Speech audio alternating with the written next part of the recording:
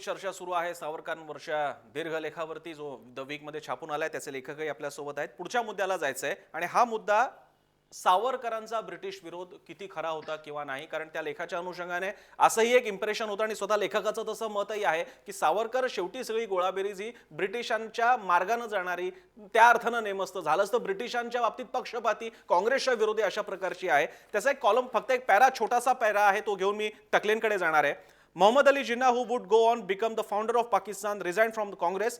It was an opportune time for the British to release Savarkar, who, in brackets, had suddenly indicated his future course in his last mercy petition by stating that the common dangers from the north of Turco-Afghan fanatics have made him a sincere advocate of loyal cooperation in the interest of both our nations. म्हणजेच तुर्कस्तान आणि अफगाणिस्तानातल्या घडामोडी आणि भारतामध्ये त्यापर्यंत काँग्रेसही strong होत चालली होती, अशा वेळी फूट पाडण्याच्या ब्रिटिशांच्या धोरणानुसार त्यांना सावरकर मदतनीस वाटत होते आणि याला कारण ठरलं सावरकरांची शेवटची पिटिशन, असं लेखकाचं म्हणणं आहे। मला पुन्हा एकदा टकलेंकडे जायचंय। टकले, दोन गोष्टी, हे इंटरप्रिटेशन आहे याबद्दल आपण काय म्हणाला, पहिला मुद्दा माझा विचारायचा, आणि दुसरा मुद्दा जो मी मगाशी पण विचारला होता, तुमच्या लेखामध्ये सगळ्या मुद्द्यांच्या संदर्भासाठी एकच इतिहासकार येतोय, ते म्हणजे शमसुल इस्लाम।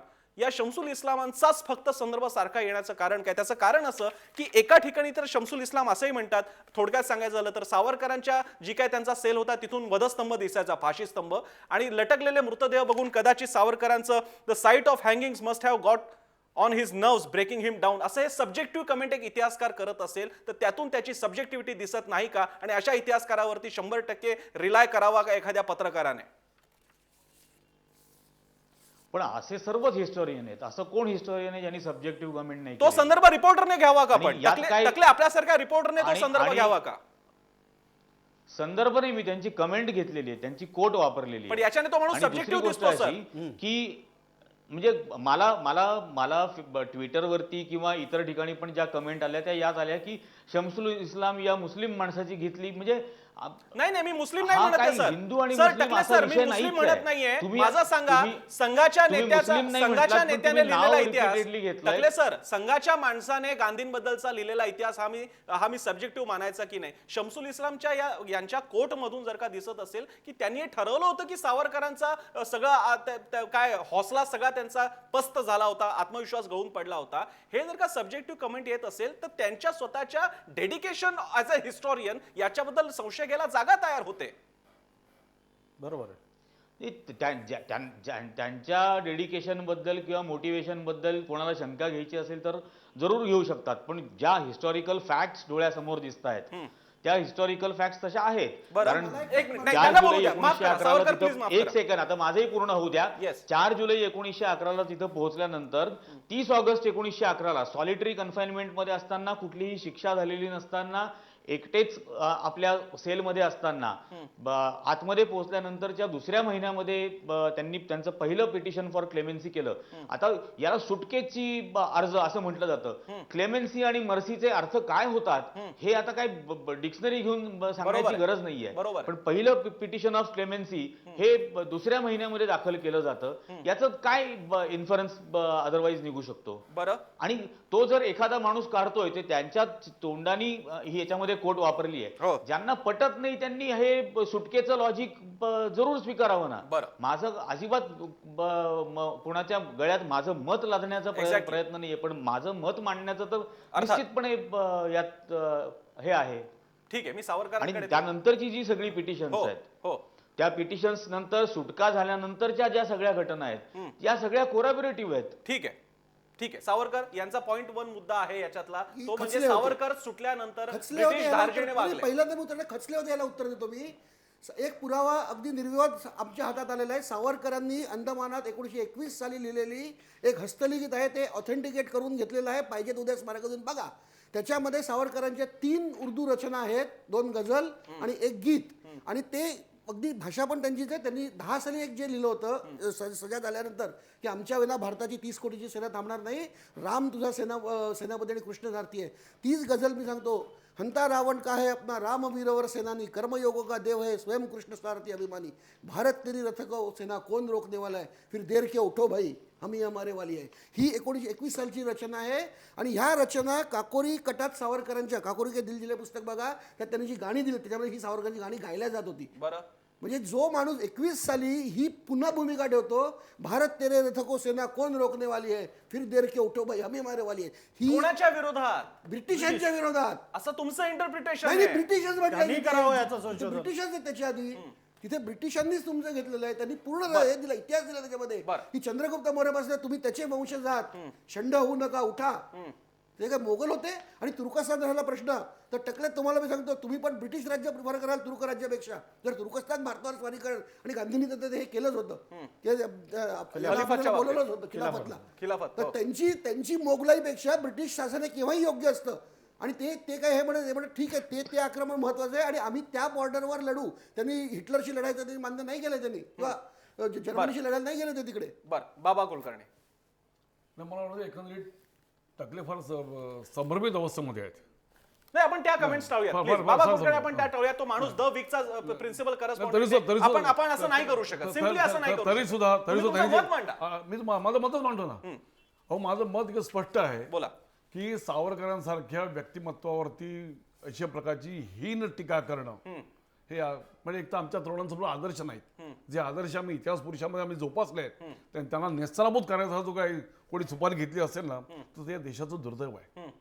या देशाचं दुर्दैव पण आहे. म्हणजे ऐतिहासिक व्यक्तिरेखांचं पुनरावलोकन करायचंच नाही का करायचं ना, देशात? बिलकुल फक्त करायचं. पूजा बांधायच्या आहेत का आपल्याला? बिलकुल. हो, सुपारी पूजाच घेण्याची बांधायची आहे, कुठली पूजाच भाषा बांधायची नाही. आहे. हे सुपाऱ्या घेण्याचे प्रकार गुंड आणि नाही मी राजकारणी होत असतील. टाकलेजी मी त्यांना थांबवलेलं आहे त्या बाबतीत. मी तो शब्द त्यांच्या बाबतीत मी थांबवलेला आहे. तुम्ही कमेंट द्या फक्त. बाबा कुलकर्णी तुम्ही कमेंट त्यांचं काय ऑब्जेक्शन मला समजत नाही. काय objection? त्यांचं म्हणणं होतं तुम्ही सुपारी घ्या वगैरे असे शब्द हे गुंड करतात, तो पत्रकारांसाठी वापरू नका. आणि ते सहमत व्हायला काही हरकत नाही. एकदम म्हणजे अत्यंत वाईट ठीक. अवस्थेमध्ये लेख आहे तो. मी जोशींकडे येतो. जोशी या सगळ्या बाबतीत सावरकरांच्या बाबतीत पूर्ण त्यांचं डेडिकेशन स्वतः टकलेंनी सुद्धा सुरुवातीला म्हटलं की त्यांचा जी प्रतिभा आहे, साहित्यिक प्रतिभा, त्याबद्दल आदर आहे. पण त्यांच्या या सगळ्या स्वातंत्र्यवीर म्हणून कृतीच्या मध्ये अनेक ब्लर एरिया आहेत, ज्याच्यामुळे त्यांना निर्विवादपणे स्वातंत्र्यवीर नाही म्हणता येणार. बोला.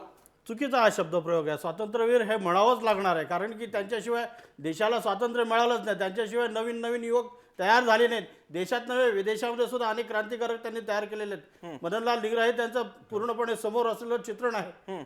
आणि अशा प्रकारचे स्वतःचा देह अर्पण करण्यासाठी तयार असलेले नथुरामजी गोडसे सुद्धा बरं, मग हे 42 त्याच्यातलं साली- एक उदाहरण आहे. 42 मग असे जर का वीर जोशी गोगटे सुद्धा नाही, जोशी, वॉटसन 42 केसमधले, 42 हे सगळे थोडे तयार भाग करणारे विचारवंत कोण होते? तर जोशी. सावरकरच होते ना.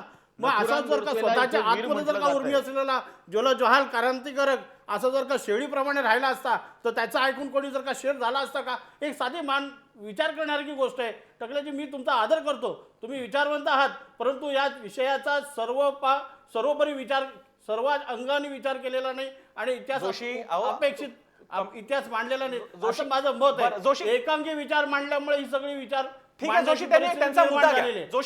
जोशी मुद्द्यांना लढा. त्यांचा एक आणखी मुद्दा होता आणि जो तुमच्यासाठी पण आहे. मी तांबे सर, मला कल्पना आहे तुमच्याकडे यायची. तुम्ही please don't feel left out. मी येतो तुमच्याकडे. जोशी, मी तुम्हाला त्यांचा मुद्दा सांगतो. त्यांच्या लेखातला आणखी एक मुद्दा 1942च्या लढ्याच्या बाबतीत, क्विट इंडिया मुवमेंटच्या बाबतीत, as large section of Indians were repressed and Congress leaders were jailed, Savarkar choose to cooperate with the British.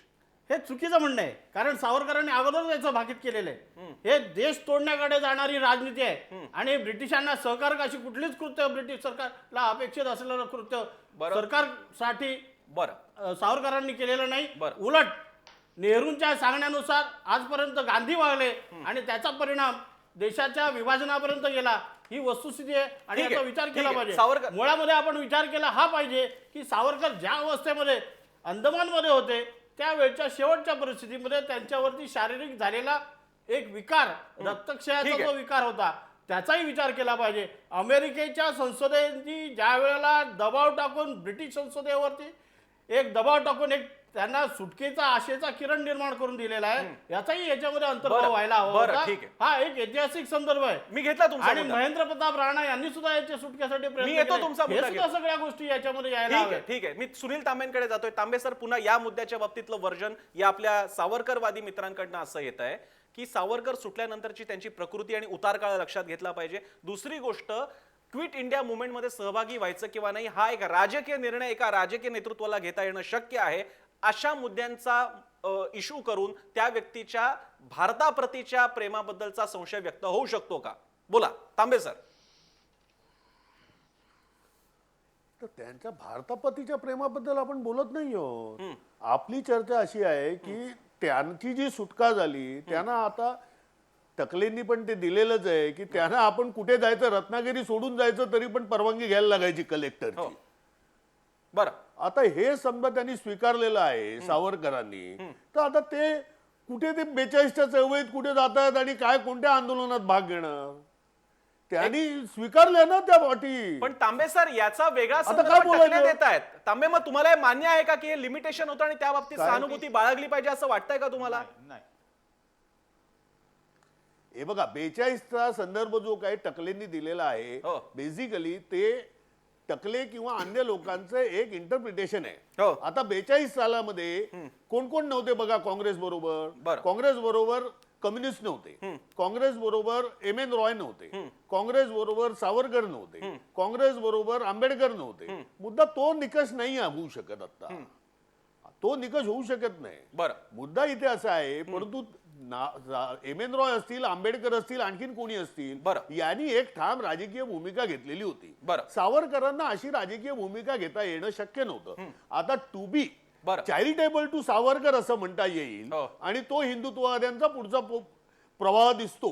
आता अगेन हे माझं इंटरप्रिटेशन आहे, ते असं की काँग्रेसच्या आंदोलनात जो काही राज्य किंवा जे काही स्टेट निर्माण होणार आहे, हो. जे काही राष्ट्र निर्माण होणार आहे, राष्ट्रराज्य स्वतंत्र राष्ट्रराज्य निर्माण होणार आहे, हो. हे हिंदुत्ववादी नसल्यामुळे हे हिंदुत्ववादी असणार नाही आणि म्हणून आपण ब्रिटिशांबरोबर सहकार्य केलं पाहिजे अशी त्यांची भूमिका असू शकते. बरं बरं आणि मला तीच शक्यता जास्त वाटते. ठीक आहे. नाही मला एक माझ्याकडे नवीन पुरावा आहे जो तुमच्या कोणाकडेच नाहीये.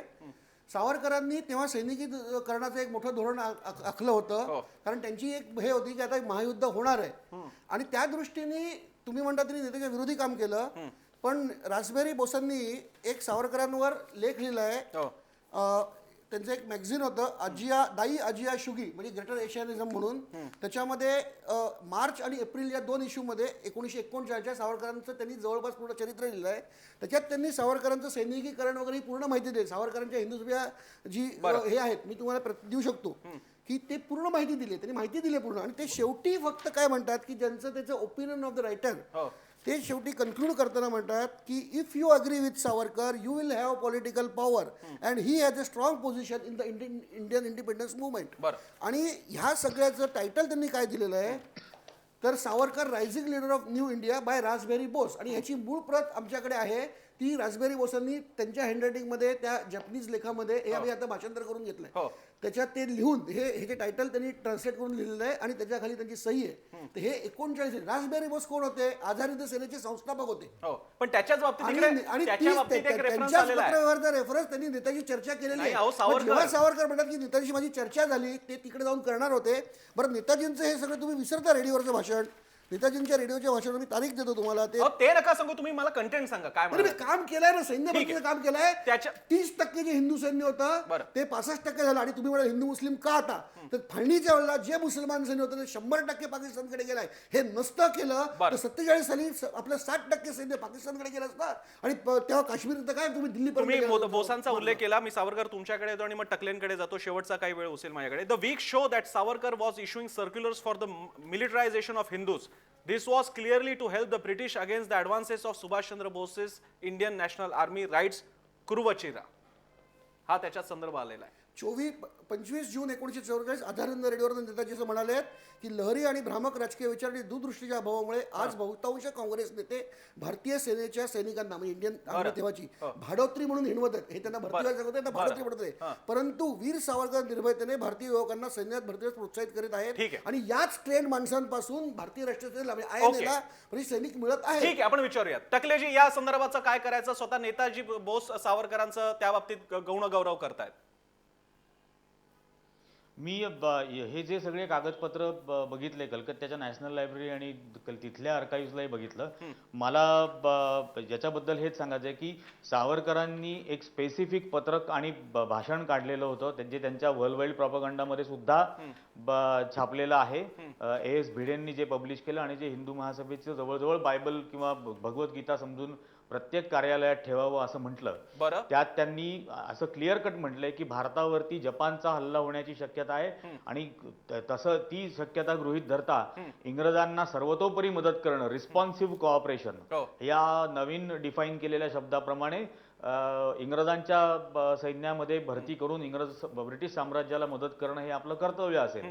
आता जपानचं आक्रमण भारतावरती होणार आहे म्हणजे काय होतं ते? हो हो बरं जपान हा सुभाषचंद्र बोसांना मदत करत होता आणि सुभाषचंद्र बोसांची आझाद हिंद सेना भारतावरती इंग्रजांना हरवण्यासाठी म्हणून येणार होती. बरं आणि तो जपान, जर्मनी आणि नेताजी सुभाषचंद्र बोस यांच्यात झालेला करार होता की आझाद हिंद सेनेचे सैनिक हे फक्त ब्रिटिशांविरुद्ध वापरले जातील आणि ते आझाद हिंद सेनेचे सैनिक भारतावरती येणार होते. पण तो जपानचा हल्ला असं सांगून ज्या वेळेला ब्रिटिशांची लष्कर भरती केली गेली, सेंट्रल रिक्रुटमेंट बोर्डावरती हिंदू महासभेचे 2 पदाधिकारी नेमले गेले, ज्याच्याबद्दल आभाराचे व्हॉइसरॉयला त्यांनी सावरकरांनी टेलिग्राम्स पाठवले होते. ते टेलिग्राम्स पण आर्काइव्ह मध्ये उपलब्ध आहेत बरं की आभार मानतो यांची नेमणूक ठीक आहे, मुद्दा लक्षात आला. याच्यावर केल्याबद्दल. नाही, त्याबद्दल प्रमोद जोशी. एक युद्धनीती होती हे लक्षात घेतलं पाहिजे.